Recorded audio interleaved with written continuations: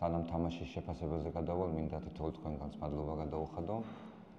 მადლობა გადაუხადო იმ ყურადღებისთვის, რომელიც ჩვენ გქონდა ამ დღეებში და ჩემი მხრიდან შემიძლია რომ კიდევ ერთხელ გითხრათ რომ ვეცდებით რომ შემდეგ ევროპის ჩემპიონატზეც გქონდეთ იმის საშუალება რომ კიდევ დაესწროთ ჩვენს თამაშებს თუ პრეს კონფერენციებს.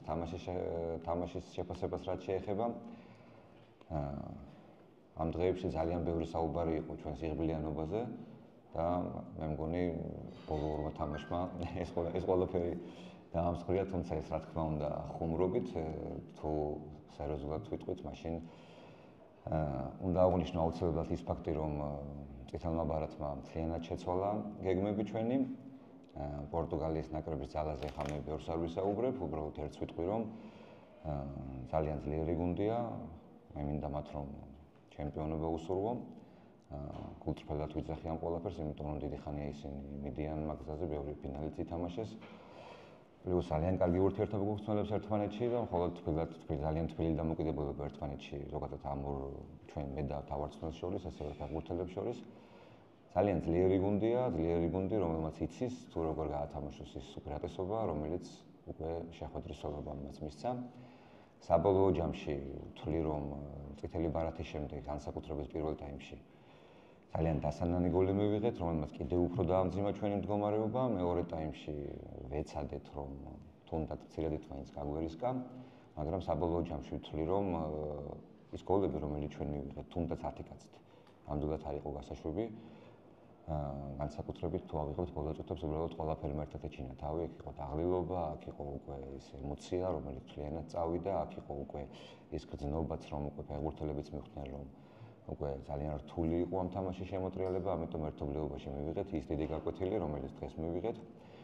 საბოლოო ჯამში მინდა ვთქვა, რომ ბიჭებთანაც ჰქონდა ამაზე საუბარი, რომ ეს თაობა შედგა როგორც წარმატებული გუნდი, შედგა გუნდი, რომელმაც პირველად ისტორიაში მიიღო იმის უფლება, რომ სუფთასპორტულად ეთამაშა ევროპის ჩემპიონატზე. ველოდებით შემდეგ თაობას და ვიმედოვნებ, რომ ამ თაობიდან ბევრი ფეხბურთელი შეაღებს ეროვნული ნაკრების კარს, ის რაც უმთავრესია ჩვენთვის. ესევე ვეცდებით, რომ მომავალშიც ვიბრძოლოთ პირველ რიგში ამას ხას უსვამ, რომ ვიბრძოლოთ იმისთვის, რომ კიდევ ერთხელ მოხვდეთ ევროპის ჩემპიონატზე, იმიტომ რომ ჩვენს თაობებს ეს ჭირდებათ, ჩვენს ფეხბურთს ჭირდება ეს ყველაფერი.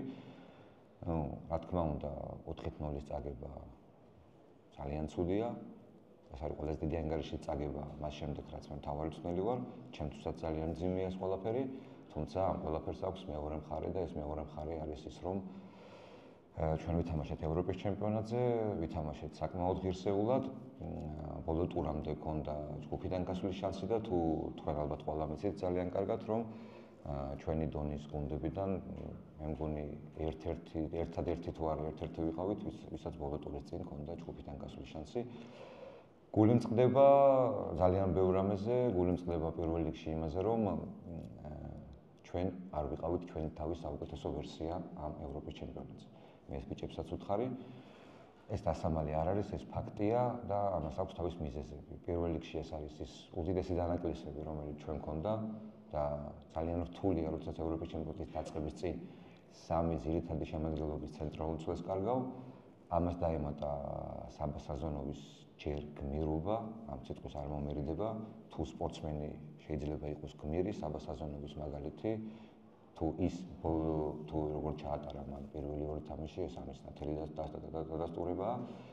მეოთხე მცველით დავკარგეთ, თუმცა უნდა აღვნიშნო, რომ დღეს იაკობიძემ დაიკავა მისი ადგილი და ძალიან კარგად ითამაშა.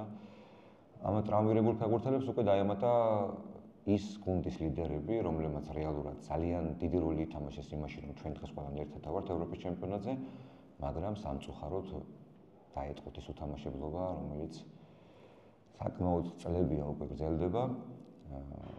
ესე არ შეიძლება, ბიჭებმა ეს იციან, აქ არ არის მარტო ახალგაზრდებზე ნაკრებზე ლაპარაკი, არ მინდა გვარების ჩამოთვლა, მაგრამ რეალურად ჩვენ ყავდა ფეხბურთელები, გუნდის ლიდერები სხვათა შორის, რომლებიც საერთოდ არ იყვნენ კონდიციაში და არ იყვნენ მზად იმისთვის, რომ ევროპის ჩემპიონატზე ყოველ მესამე დღეს ესეთი დონის თამაშები ჩაეტარებინათ. ამის ნათელი დადასტურება იგივე სიგუას ლევანდელი მდგომარეობა, მას თამაშის შემდეგ უკვე კუნთი აწუხებდა, დღეს ის არ იყო მზად სათამაშოდ 90 წუთის, ამიტომ საბოლოო ჯამში ისე მოხდა, რომ არც მივიცით თამაშში ჩართვის საშუალება. ესევე არიან ფეხბურთელთა ჯგუფი, რომლებმაც ასტრაფოდ უნდა დაიწყონ ფეხბურთის თამაში, იმიტომ რომ მათი ნიჭი არა მხოლოდ ახალგაზრდულ ნაკრებს, არამედ პრაქტიკაზე მაქვს, რა თქმა უნდა, სათამაშო პრაქტიკაზე მაქვს საუბარი, არა მარტო ახალგაზრდულ ნაკრებს, არამედ მთლიანად ქართულ ფეხბურთს ჭირდება.